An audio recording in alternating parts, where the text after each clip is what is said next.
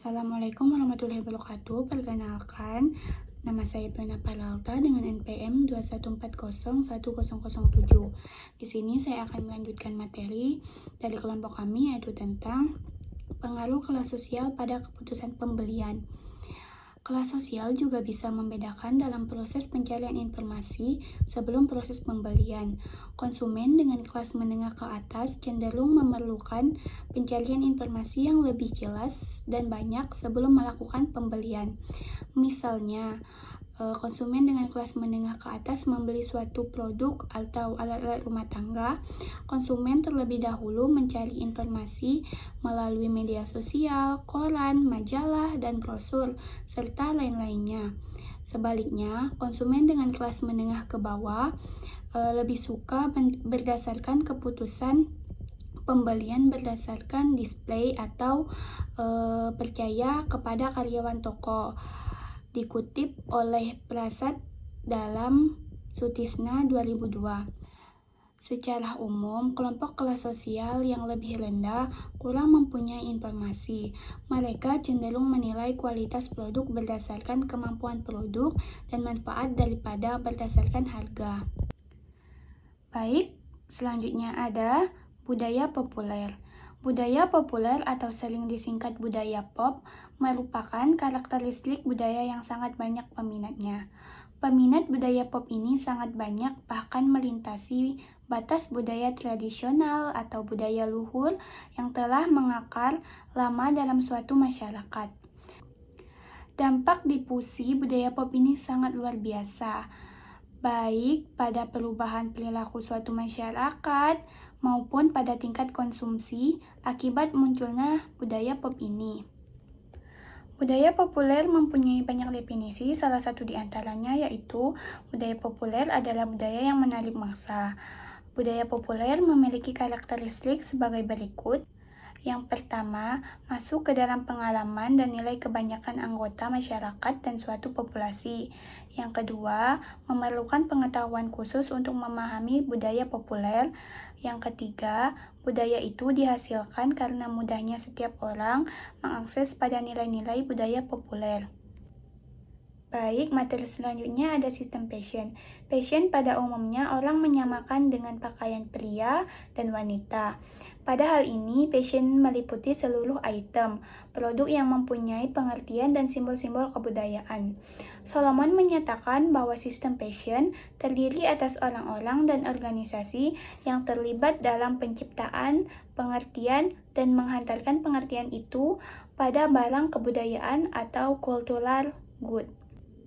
Dengan demikian, produk fashion sebagai hasil dari sistem fashion meliputi seluruh tipe fenomena kebudayaan termasuk musik, seni, arsitektur, dan bahkan ilmu pengetahuan.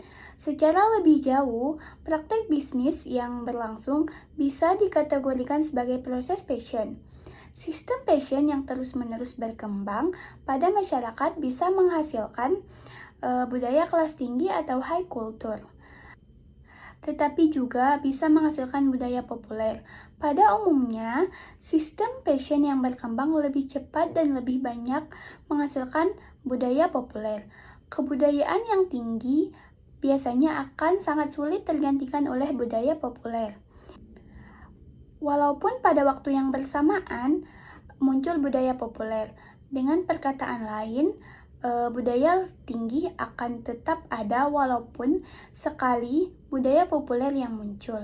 Misalnya saja, jenis klasik sebagai produk dan budaya tinggi sampai saat ini tetap ada walaupun aliran musik pop bermunculan di sana-sini. Di sisi lain, budaya populer akan mengalami proses forgetting atau dilupakan oleh pengikutnya. Namun demikian, pada suatu saat orang akan kembali mengingat atau menghidupkan budaya populer yang telah dilupakannya tersebut. Baik, selanjutnya ada contoh budaya populer. Budaya populer akan mempengaruhi perilaku konsumen. Beberapa jenis budaya populer dapat diuraikan sebagai berikut. Yang pertama ada iklan. Iklan dalam berbagai bentuknya seperti media cetak, koran, majalah, brosur, dan lain-lainnya telah menjadi ciri khas masyarakat modern. Setiap hari, konsumen disajikan berbagai macam informasi, iklan, produk, dan jasa melalui berbagai macam media cetak. Tidak ada surat kabar dan majalah tanpa iklan. Iklan bukan hanya disajikan melalui media cetak, ia disajikan juga lewat media elektronik seperti televisi, radio, internet, kaset, dan sebagainya. Konsumen pun disajikan iklan lewat media ruang. Hampir seluruh sudut kota dihiasi oleh iklan yang terpasang di spanduk, papan nama toko, dan sebagainya. Dibuat di Indonesia oleh agen Indonesia mengenai produk Indonesia. Konsumen pun bisa menikmati iklan-iklan mancanegara yang seluruhnya dibuat di luar negeri dan ditayangkan di tanah air. Iklan telah menjadi budaya internasional pada masa kini. Selanjutnya ada televisi. Televisi telah menjadi medium yang sangat banyak menciptakan budaya populer. Televisi adalah medium iklan yang banyak digunakan oleh para produsen. Karena jangkauannya yang luas dan kemampuan audio dan visualnya dapat menyampaikan iklan. Televisi adalah medium untuk menyampaikan banyak hal kepada masyarakat. Sosial, politik, hiburan, berbagai macam berita, dan iklan komersional.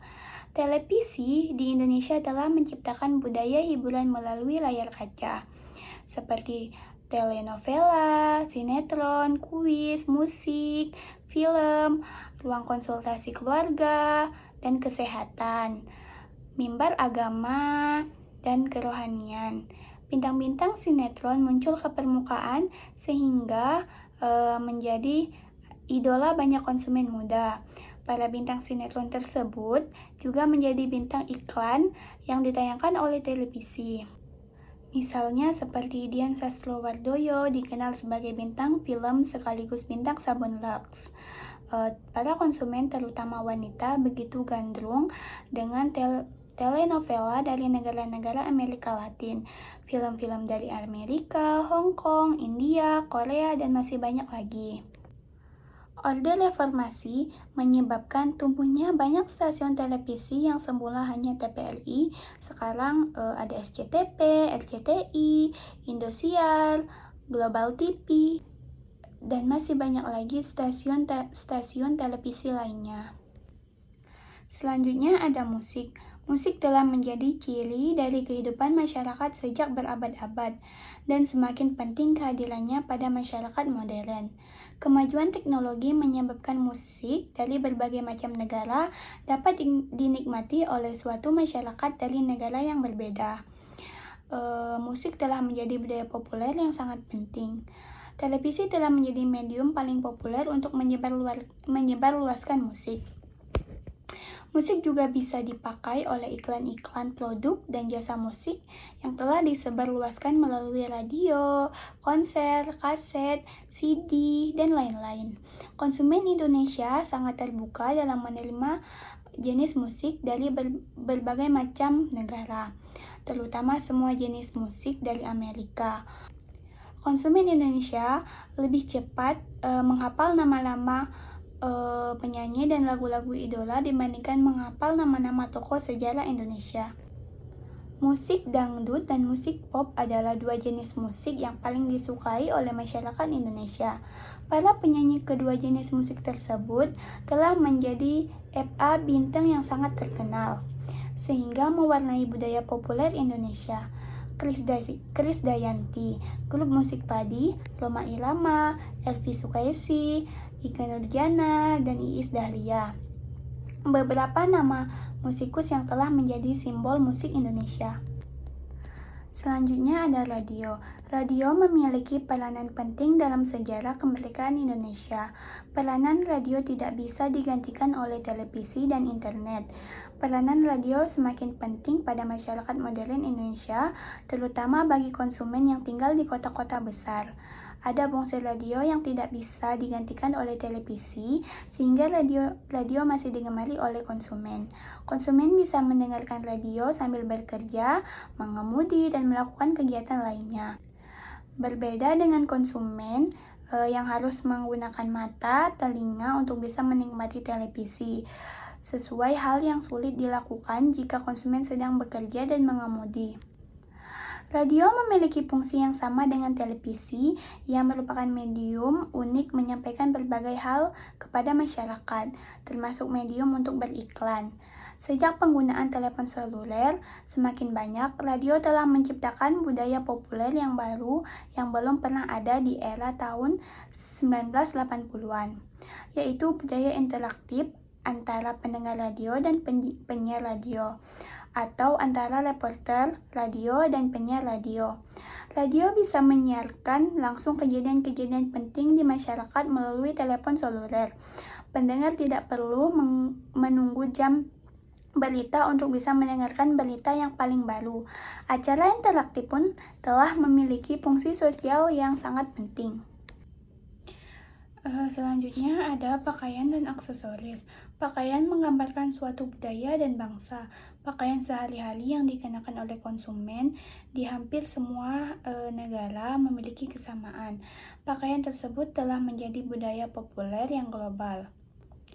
Misalnya celana panjang, celana pendek, kemeja, kaos, celana jeans, jaket, blouse, blazer, rok mini, dan masih banyak lagi. Konsumen membutuhkan pakaian yang berbeda untuk tujuan yang berbeda. Misalnya mereka memakai baju olahraga ketika sedang ingin berolahraga, dan memakai pakaian pesta ketika sedang ingin berpesta, dan memakai pakaian tidur ketika ingin tidur. Kebutuhan pakaian yang berbeda antar waktu dan antar situasi menyebabkan permintaan pakaian sangatlah banyak untuk memenuhi kebutuhan tersebut. Bahkan konsumen Indonesia pun bukan hanya menyukai model pakaian dari dalam negeri, tetapi juga model yang dirancang oleh perancang kenamaan dari mancanegara. Yang selanjutnya ada permainan atau games. Seiring dengan berkembangnya teknologi alat-alat elektronik seperti televisi, komputer, dan lain-lain, maka berkembang pula segala macam jenis permainan yang menggunakan peralatan tersebut. Sejak anak-anak usia balita, mereka sudah diperkenalkan oleh beragam jenis permainan tersebut. Pada tahun 1980-an, dikenal mesin game yang disebut dengan Nintendo dan Sega. Konsumen anak-anak pada saat itu di kota-kota besar atau mereka yang berasal dari keluarga kelas menengah ke atas umumnya memiliki mesin tersebut. Memasuki tahun 1990-an, pamor Nintendo dan Sega semakin pudar setelah muncul mesin games generasi kedua yang disebut dengan PlayStation, dikenal dengan mesin PS yang diproduksi oleh Sony. Game atau permainan tersebut bukan saja bisa dimainkan melalui mesin PS. Konsumen anak-anak juga bisa bermain game di komputer melalui internet dengan mengakses situs-situs game. Anak-anak juga bisa bermain game di mall-mall yang menyediakan tempat untuk mesin game tersebut, yang dikenal dengan nama Dingdong. Mesin-mesin game tersebut dijalankan dengan menggunakan koin. Koin tersebut bisa dibeli dengan harga per buah kisaran 1.000 sampai dengan 2.000. Permainan game disebarluaskan melalui meja khusus game seperti Game Player, majalah khusus PlayStation, dan Dream Mesh. Selanjutnya ada film. Film telah mewarnai kehidupan masyarakat Indonesia, bahkan masyarakat dunia. Hampir setiap hari dari malam sampai siang, semua stasiun televisi menayangkan berbagai macam film baik untuk orang dewasa, anak-anak maupun remaja. Film bisa ditonton bukan saja di bioskop, juga di televisi, VCD, dan kaset VHS. Film telah menjadi hiburan massal bagi masyarakat konsumen Indonesia. Anak-anak merupakan target pasar yang potensial untuk semua jenis produk. Iklan produk anak-anak ditayangkan pada saat pemutaran film untuk anak-anak. Semua stasiun televisi memiliki hari dan jam tayang khusus untuk film anak-anak. Yang terakhir ada komputer. Komputer, internet, dan telepon genggam, tiga hal tersebut telah mencirikan budaya modern suatu bangsa pada dekade ini, termasuk ciri budaya pop masyarakat Indonesia. Kehadiran tiga teknologi tersebut telah membawa perubahan kepada perilaku konsumen. Dahulu, konsumen mengandalkan mesin ketik manual untuk menulis surat, tetapi sekarang mereka menggunakan komputer untuk menulis dokumen, mengolah data, dan mengolah informasi. Konsumen bisa bekerja lebih cepat dalam mempersiapkan informasi, mengelola data, dan mengelola informasi. Kehadiran teknologi internet menyebabkan penggunaan komputer bisa berhubungan dengan luar dunia yang melewati batas-batas geografi, negara, budaya, dan batas-batas melalui internet. Konsumen bisa berkomunikasi dengan sesamanya menggunakan email. Internet juga memungkinkan konsumen bisa berkomunikasi dua arah dengan sesamanya dengan menggunakan fasilitas chatting. Mungkin itu saja yang bisa saya sampaikan. Materi selanjutnya akan dibacakan oleh teman kelompok saya. Wassalamualaikum warahmatullahi wabarakatuh.